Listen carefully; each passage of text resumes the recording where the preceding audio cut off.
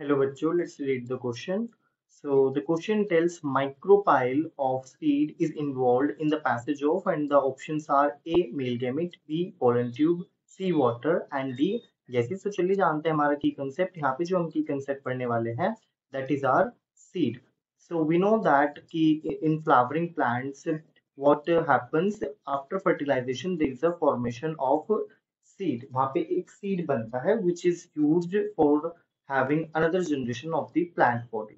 अब ये जो हमारा seed होता है, अगर हम इसकी definition की बात करें, so what would be the definition? A fertilized ovule is known as your seed. This is the simple definition. Is called your seed. After that अगर हम बात करें seed के types की, तो जो हमारा seed होता है, it has two types and that is our endospermic endospermic seed वो होते हैं जिनके अंदर हमारा एंडोस्पर्म पाया जाता है। फॉर एग्जांपल हमारा व्हीट हो गया या फिर मेज हो गया, इनके अंदर हमारे एंडोस्पर्म के रेमिनेंट्स देखने को मिलते हैं। एंड देन आफ्टर दैट हमारा नॉन एंडोस्पर्मिक सीड होता है। As a name suggest there will be no endosperm. Endosperm जो हमारे न्यूट्रिशियस टिश्यू होता है सीड के अंदर, वो हमें देखने को नहीं मिलेगा यहाँ पे। सो नॉन एंडोस्पर्मिक सीड कौन कौन से होते हैं हमारे, लेट्स हैव एग्जांपल। यहाँ पे हमारा एग्जांपल आ जाता है पी का, ओके, बीन्स आ जाएंगे यहाँ पे।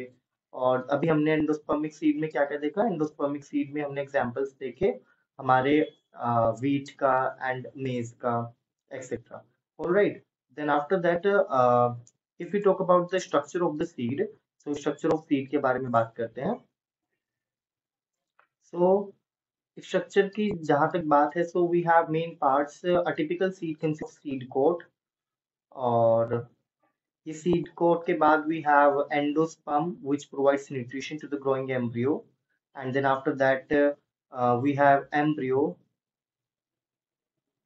All right, so these are the typical parts of a seed. अब एक एक बारे में पढ़ते हैं। seed coat की अगर मैं बात करूं, so seed coat जो होता है ये कैसे बनता है? seed coat is formed from integuments। जो हमारे integuments होते हैं उनसे हमारा seed coat बनता है।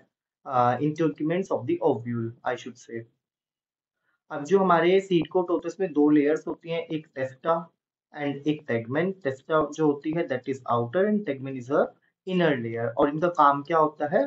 प्रोटेक्शन प्रोवाइड कराना। अब यहाँ पे एक अलग कंसेप्ट आता है that is are micropyle. Micropyle क्या होता है? Let's study that. So micropyle की अगर हम बात करें तो it's a small opening. So what is micropyle? Micropyle remains as a small pore in the seed coat। और ये जो हमारा माइक्रोपाइल होता है, what is the function of the micropyle? It helps in passage of water during the germination. जब हमारा seed germinate होता है, सो ड्यूरिंग दैट हमारा जो वाटर होता है it's very essential during the germination. तो हमारा जो वाटर होता है वो कैसे पास होता है into the seed? With the help of the micropyle which is a small pore. So micropyle helps in the passage of water during germination.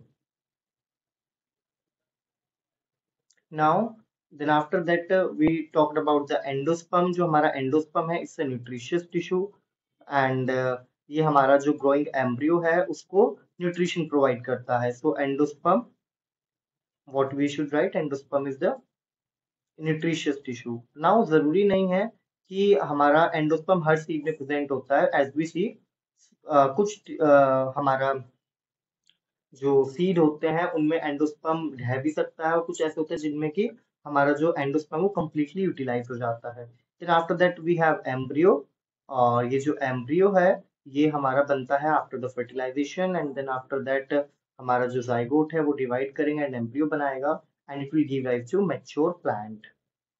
So these are the typical parts of a seed. So let's get back to the question. यहाँ पे जो हमारा final answer होगा it will be C, that is water. So correct option will be C. I hope you understood the concept of seed and its structure. Thank you.